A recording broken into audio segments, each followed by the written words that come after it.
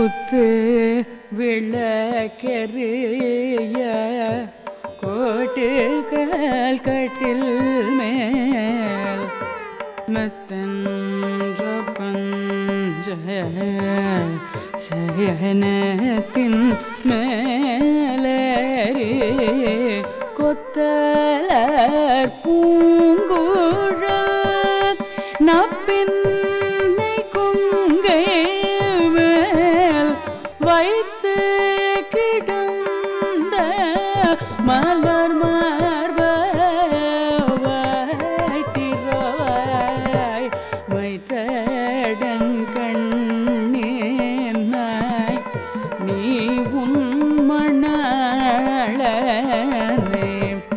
எத்தனை போதும் தொழிலெழ ஒட்டாய்கான்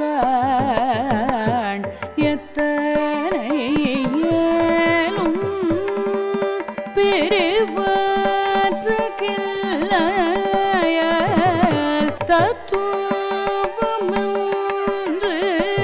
தகவலோரும் பாவாய்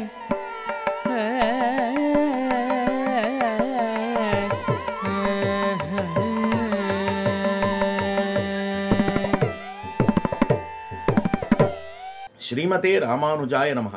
ஸ்ரீமத் வரவரமுனையே நமஹ. ஆழ்வார் எம்பெருமானார் ஜீயர் திருவடிகளே சரணம்.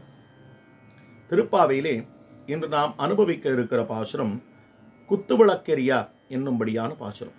இப்பாசுரத்தாலே கண்ணன் அதற்கு பிற்பாடு நப்பின்னை இருவரையும் சேர்த்து எழுப்புகிறாள். குத்துவிளக்கெரிய கோட்டுக்கால் கட்டில் மேல் மெத்தென்ன பஞ்சசயனத்தின் மேலேறி கொத்தலர் பூங்குழல் நப்பின்ன கொங்க மேல் வைத்து கிடந்த மலர் மார்பா வாய்திரவாய். பெருமான் நப்பின்ன பிராட்டியினிடத்திலே மயங்கி கிடக்கிறான். நப்பின்ன பிராட்டியினுடைய அவளுடைய பக்தி பிரபாவத்தாலே கட்டுண்டு கிடக்கிறான். குத்து விளக்கெரிய அழகிய விளக்கெரியும்படியான கோட்டுக்கால் கட்டில் அழகிய கட்டில் மேலே. எப்படிப்பட்ட கட்டில் என்று சொன்னால் கண்ணனானவன் என்ன பண்ணான் அப்படின்னால் குவலையாபீடம் என்னும்படியான யானையை கொன்றான் அல்லவா. அந்த யானையினுடைய தந்தத்திலே இருக்கக்கூடிய கட்டில். எப்படிப்பட்டவர்கள்? வீர பத்னிகள் தன்னுடைய மணாளன் வீரம் தோற்ற ஜெயித்து வந்த பொருட்களை கொண்டுதான் சந்தோஷித்திருப்பார்கள். அதுபோலத்தான் இவள் அந்த பெருமான் குவலையாபீடம் என்கிற யானையை கொன்று அதன் தந்தத்திலே பண்ணின கட்டில் கொட்டுக்கால் கட்டில் மேல் மெத்தென்ன பஞ்சசயனத்தின் மேலேறி. அழகம் மெத்து மெத்துன்னு இருக்கக்கூடிய 5 வகையான தன்மைகளை கொண்டிருக்கக்கூடிய சயனம் பஞ்சசயனத்தின் மேலேறி கொத்தலர் பூங்குழல் நப்பின்ன கொங்க மேல் வைத்து கிடந்த மலர் மார்பா வாய்திரவாய். அந்த பிராட்டியின் மீது மோகத்தோடே சயனித்துக் கொண்டிருக்கிறான். ஏனென்னால் அவள் மீது என்ன மோகம், எதனால் ஏற்பட்ட மோகம் என்று சொன்னால் அவளுடைய பக்தி, அவளுடைய திருமார்பு பக்தியை காட்டுகிறது. அந்த பக்தியிலே மயங்கி கிடக்கிறான் என்று காட்டப்படுகிறது. வைத்து கிடந்த மலர் மார்பா வாய்திரவாய் மைத்தடங்கண்ணினாய். அவருடைய கண்ணழகு அழகிய கண் படைத்தவளே, நீயுன் மணாளனை, உன்னுடைய கணவனான நீயுன் மணாளனை, உன்னுடைய மணாளனான எத்தனை போடும் துயிலழ ஒட்டாய்கான். அவனை எழுந்திருக்க சொன்னா எழுந்திருக்கலே, கண்ணன் எழுந்திருக்கலையே, காரணம் என்னான்னு யோசிச்சிருக்கா.